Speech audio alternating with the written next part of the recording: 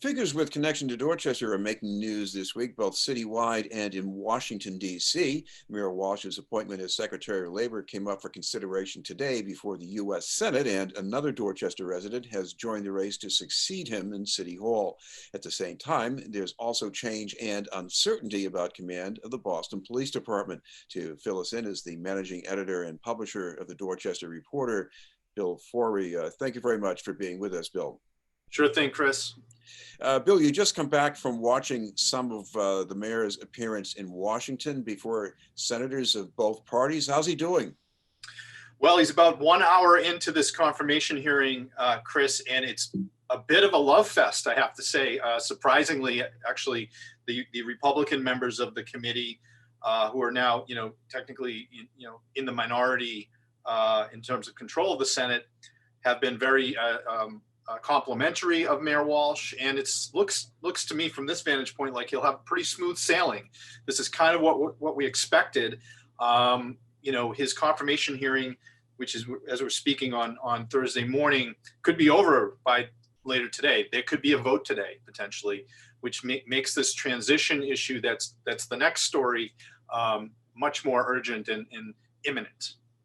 If Walsh is confirmed, he would definitely be a change from his predecessor, Eugene Scalia, who was very corporate friendly, shall we say. But one of the things I picked up from his testimony this morning, that is Walsh's testimony, is that he gets why labor matters politically. Oh, I think so. I mean, as he said, basically in answer to that question, he doesn't think President Biden or VP Harris would have put him in this position otherwise. He describes himself as a collaborator. He's obviously been somebody who's, there was that anticipation when he came into the mayor's job. One of the knocks on him was, is he going to be too pro-labor? I think the business community here in Boston has been very pleased with their relationship with the mayor, the building boom that's happened on his watch.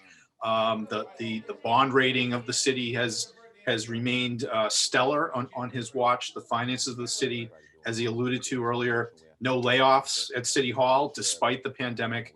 He has a good track record on that score, and in balancing the interests of both the workers of the city, the labor movement, and business here in the Commonwealth. Well, I want to ask next about what's going to happen as far as electing Walsh's successor. There's been a bit of a change, maybe not unexpected, but tell us about what happened yesterday with the Boston City Council. Right. Well, yesterday the City Council voted almost unanimously. It was 12-0-1, meaning the one abstention, which came from Anissa Asabi-George, who's a candidate for mayor now. So the City Council approved the home rule petition put forward by Councilor Ricardo Arroyo, which if it gets to the next phases, which is state government and the mayor must also approve, would skip the special election. Mayor Walsh could be Secretary Walsh by the end of today, by tomorrow, possibly. And under the city charter, when he resigns, which he will do when he's confirmed, that would typically trigger a special election under the city charter. So the council has now said, nope, we're not going to do a special. We're going to ask the mayor as well as the legislature and the governor to just bypass this. And I think that is exactly what will happen now. The legislature will likely have this in their hands either tomorrow or next week. And they will, from what we gather in our reporting, also agree with the council, and the governor said he'll sign it. So that'll mean that there'll be an election as scheduled in September, a preliminary election, and then a final election in November. And until November, City Council President Kim Janey will serve as the acting mayor as soon as Marty Walsh steps aside. Well, because I'm schooled in what happened with Tom Menino, this looks like an advantage for the acting mayor if the acting mayor wants to run for mayor as an elected position. But on the other hand, it's not the easiest time to be any kind of mayor. Right. It is on paper, right? It's a big advantage to be the mayor for any duration, and particularly to be the mayor for most of 2021. In this instance, acting Mayor Janey will have a long runway in front of her to coalesce support within City Hall, to make some appointments probably as vacancies come up, to consolidate power, and to raise money critically, right? If she decides to be a candidate, as the mayor, you're really in the driver's seat when it comes to raising money from all walks of life and business and civic life. So yeah, an advantage there, but a high wire act for sure, especially for somebody who's relatively new to city government, to be thrust into this major position at a time of crisis still here, rolling out the COVID vaccine, trying to restart the economy, get people back to work, etc., all with a public health emergency going on. It's a lot. And I know that Council President Janey is right now kind of assembling a team of people, getting ready to take charge at a moment's notice, which very well could happen in the next 48 hours. So a lot on her plate. She has not made a decision to run at this point. It was reported yesterday by the Boston Herald that she didn't raise any money in January, an indication that she's been true to what she's told the public, which is she's going to be laser focused, for now at least, on this transition, on taking over the role of mayor, and she'll make that decision on whether to run or not at a later time.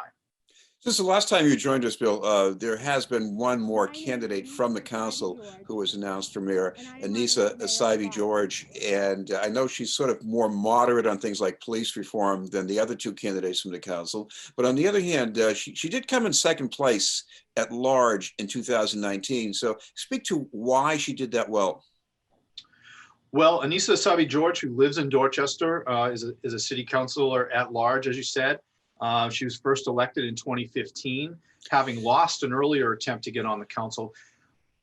I'd have to say, Essaibi-George has really shown a lot of growth in terms of her electoral results, as you mentioned, and in building a network of people across the city. She does track a little bit more moderate than her harder progressive to the left colleagues at times, but she's also outspoken on matters involving the school committee. She's not always in lockstep with Mayor Walsh, although they are pretty well allied and have been for many years. She definitely will be a beneficiary of some Walsh loyalists who don't really have a political home right now. A lot of them will gravitate towards Anissa Essaibi-George. One of the mayor's closest aides, Cam Charbonnier, has signed on to be her campaign manager. There will be some synergies there. But as I said, she hasn't always been in lockstep. They've clashed over certain policies across the school system in particular. I think, though, that she does bring an interesting voice to this race. Obviously, right now we have 3 women and only 3 women in the field. That may change, but each of them does bring a unique lens to the city, whether it's because of their ethnic background or where they grew up and where they went to school. And just there's 3 very unique points of view right now in the race, and I expect that we will see at least a couple of more in the coming days. What about men? You got Nick Collins, Michael Forry, John Barrows, John Santiago, Marty Martinez. Could you imagine any of those in the mix? Yes, I think so. I think at least 1 or 2 probably. And we haven't heard many more names beyond that, but there could be other people from the mayor's cabinet who decide that they don't have a horse in the race yet, and they might jump in. But definitely, I know that John Barrows has been making quite a few calls and trying to organize, at least from what I gather, an exploratory group to consider running for mayor. He's been on the ballot before. He was a candidate in 2013. He's been in the mayor's cabinet since he took office in 2014. Barrows would bring some of the Walsh team with him probably as well. So it's shaping up to be an interesting field, Chris, but I don't think we're going to see it set for another few weeks. The other thing that people have in their minds these days is vaccines. And I know we have some problems with, getting that off the ground here in Boston. Your father wrote about his experience because he qualifies for getting a vaccine this month in February. So how has that worked out for him? It's worked out okay. It was frustrating for the first few days for him trying to get an appointment slot. He's 76.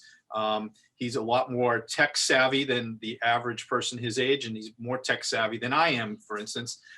So he's pretty handy getting around on the internet and doing things like that. And actually, he's helped other peers of his get appointments online. The problem was there just weren't many available, and the system did lag a bit. He has since got his own appointment scheduled for this coming weekend. And he did write about it in the first person in the Reporter this week to give other people instruction and some guidance as to how they might make it work. For him, he stayed up till midnight and made sure he refreshed his browsers and was able to get through on the state website, get an appointment in Dorchester, actually in Mattapan at a Walgreens. So part of what's happening is some of these pharmacies are starting to come online with offering vaccine appointments. And that you do have to be persistent to get through and get on and do it. The governor spoke yesterday about really trying to, recalibrate the state system, do a lot more work in neighborhoods, particularly in communities of color. One place that opened up this past week in Dorchester was at First Parish Church. That's a site that is doing vaccinations now 7 days a week, targeting elders from our community. You have to be a patient of Beth Israel Leahy Health to be invited to go to First Parish Church for your shots. But that's happening, and we did have some photos in the paper this week of people from our neighborhood, Dorchester elders, who are getting the shots and are very happy and excited about it. Bill, last time you joined us, you were talking about that very large housing development getting underway near Glover's Corner, the dot block. A little farther down the avenue, there's a proposal for another development at the present site of an automotive business. And then you have another automotive business, almost a fixture, Dorchester Tire. So a lot of changes. Are these all related? Yeah, I think actually they're not all specifically related to one developer, but that corridor, Chris, is changing very quickly. You mentioned dot block. That project is going to get the construction work will begin on that soon. It's like 400 units of housing right at Glover's Corner. Not far from there, the Russell Engineering building was acquired a couple of years ago by basically a subsidiary of a much larger real estate outfit run by Gerald Chan, who's a billionaire real estate and science, has an empire really of holdings. He has been assembling properties along Dorchester Ave. Dot block is under his control in part. Russell Engineering, we believe Dorchester Tire, which closed, you referenced them. They've been in business for almost 60 years on Dorchester Ave. They closed their doors 2 weeks ago.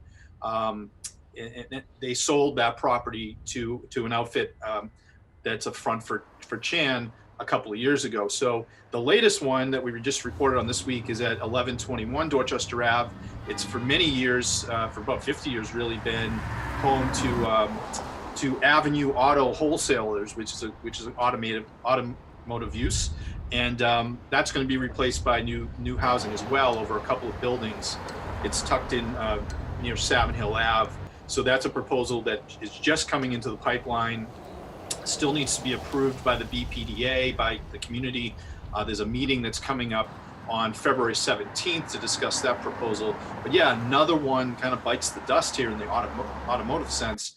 As you know well, that corridor of Dorchester Ave has always been heavily, tires and muffler and car repair and some auto dealerships too. And one by one, they're going by the wayside. They'll mainly be replaced by a mix of housing and possibly other mixed use like retail. No longer the old avenue of cars and bars. That's right. Finally, Bill, people want to keep up with all this. Where should they go online? Sure. Please come visit us. We're at .news.com, which is our website. You can also get the print edition of the Reporter at many, many stores across the neighborhood. And you can follow us on Twitter at .news. Great. Good to see you again, Bill. Stay healthy. You too, Chris. Thanks.